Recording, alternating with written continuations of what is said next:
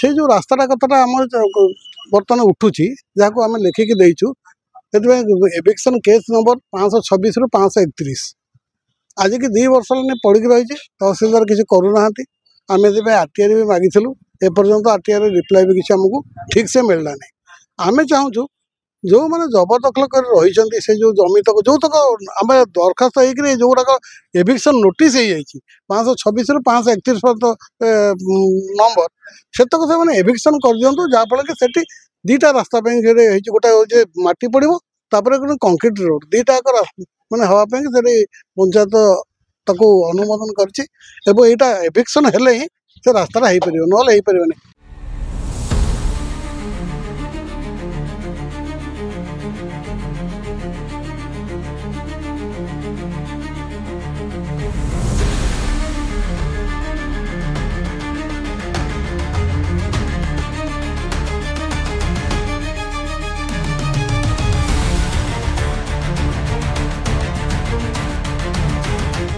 बहुत लोक से सफर कर2-3टा घर अच्छा से आसी पार्ना वर्षा दिने आम जो मो घरटा हूँ दूर घर गाँ ठार से आम जावाई मंदिर को आमर कौन प्रकार आउ सुविधा ना केवल से गोटे रास्ता आउ जो रास्ता आप जी से रास्ता आठे पा वर्षा दिन हेले आप मंदिर को जावा बंद आदि खरा दिन जी आप घरे पशिक बारियाड़े जी मंदिर मंदिर को जदि रास्ता अच्छी से रास्ता को अवरोध माने अवरोध मुक्त कराने रास्ता से हो पारनी। आप भावुं केते वर्ष है से जबरदखल से तो जबरदखल 10 वर्ष आगुरी होती मुझे आसा बेलू तो जबरदखल थिला से घर भी अच्छी तह जो गुहाल अच्छी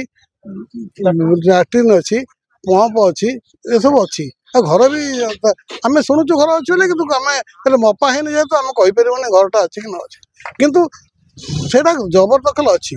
जबरदस्ती जबरदखल अच्छी 1 एकर 1.5 एकर जमी जबरदखल अच्छी सरकार एवं जो आपणकर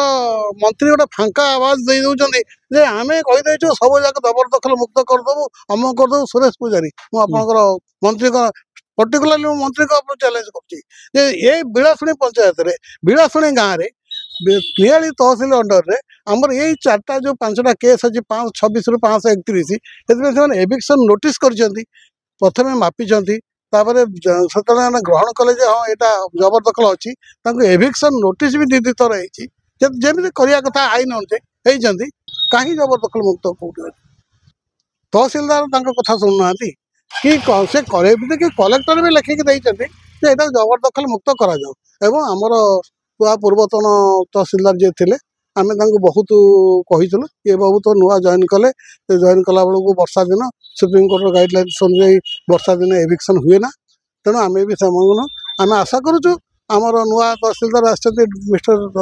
राय सी ए कथा शुणे और सरकार जमीटा को जबरदखल मुक्त करेंगे सरकार जमीटा फेरे आउ किसी आमर डिमांड ना यही गोटे मात्र डिमांड आम सब गाँ लोकंर यही गोटे डिमांड जे जबरदखल मुक्त करा जाऊ सरकार को जमीटा सरकार को फेरी जाऊ। जो सरकार प्रति गाँव रे प्रति जीपी रे सरकारी जमी किसी रखी कौन रखी सरकार जमी रखिंट विभिन्न कम्युनिटी कम यही धरतु स्कूल खेल पड़ियाटा हम ये गोटे मंदिरटा हम कि गोटे डाक्तरखाना हम कि लाइब्रेरीटे हम कि आम जो भागवत टुंगीटे हम ये सब रही पर्सनाल कहार घर यूज रही माने जो रास्ता हम तो उच्च करा जाऊ नुआ रास्ता तैयारी हो वार्धक्य अवस्था दौड़ू से कौन कर आज्ञा मु बाध्य होगी आसुचु ना कौन आसा भल लगे मोटे भल लगुनि 70-72 वर्ष जड़े लोक आसो तहसीलदार को अनुरोध कर अवरोध मुक्त करूँ सरकारी काम सरकारी जमी सरकार अवरोध मुक्त करेंगे आमको कह पड़ू यहाँ है दुखर कथा मुझे दुख कथा के आगुरी जानी एमती किए आम जो 5 जन 10 जन आसुचु ये सब दौड़ू आमर काम कौन आम काम तो किसी यहाँ नुह सरकारी काम सरकारी जमी अवरोध मुक्त करेंगे सरकार सरकार दायित्व करूना मंत्री बड़ बड़ कथा कहते तो एमती कि कलेक्टर कथा भी पूर्वतन तहसीलदार मानले कले ना ये आपंकर देखिथे बहंगार अवरोध मुक्त है ଏଇଠି ନିଆଳିର ଅବରୋଧ ମୁକ୍ତ ହେଲା, କସଦାର ଅବରୋଧ ମୁକ୍ତ ହେଲା, ହେଲେ ବିଳାସଣୀର ଅବରୋଧ ମୁକ୍ତ ହେବାର ମାନେ କ'ଣ ସମସ୍ୟା କ'ଣ କୋଉଠି ରହିଛି? ତ ଆପଣ ଆଶା ରଖିଛନ୍ତି କାମ ଆମେ ହବ? ଆଶା ରଖିଛୁ ଆମର ରାୟବାବୁ ଜଣେ ୟଙ୍ଗ ଅଫିସର, ସେ ତାଙ୍କର ଆମେ ତାଙ୍କ ଉପରେ ବହୁତ ଭରସା ରଖିକି ଆସିଛୁ। ଆମେ ଆଶା କରୁଛୁ ଭଗବାନ ତାଙ୍କର ମଙ୍ଗଳ କରନ୍ତୁ ଏବଂ ସିଏ ଏଇଟାକୁ ଏ ଅବରୋଧ ମୁକ୍ତ କରିକି ଗୋଟେ ରାସ୍ତାଟା କରେଇ ଦିଅନ୍ତୁ।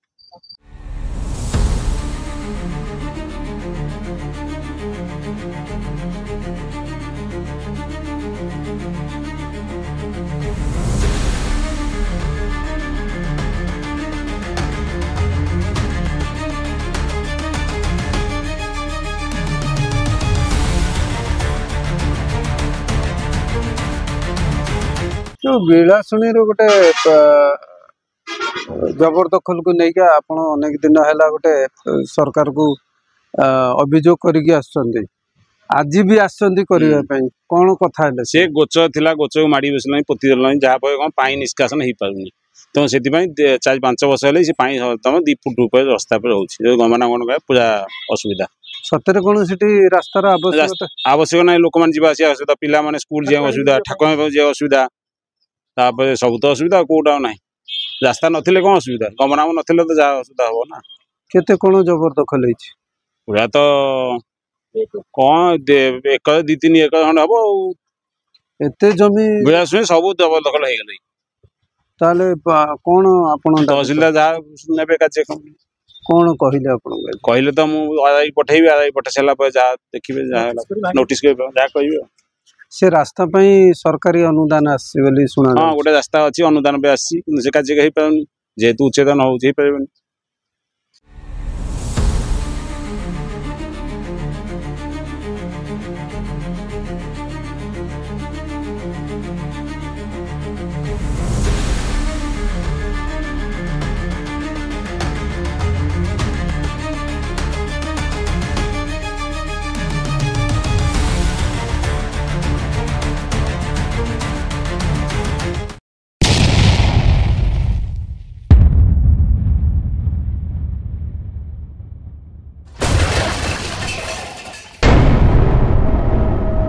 NK Media,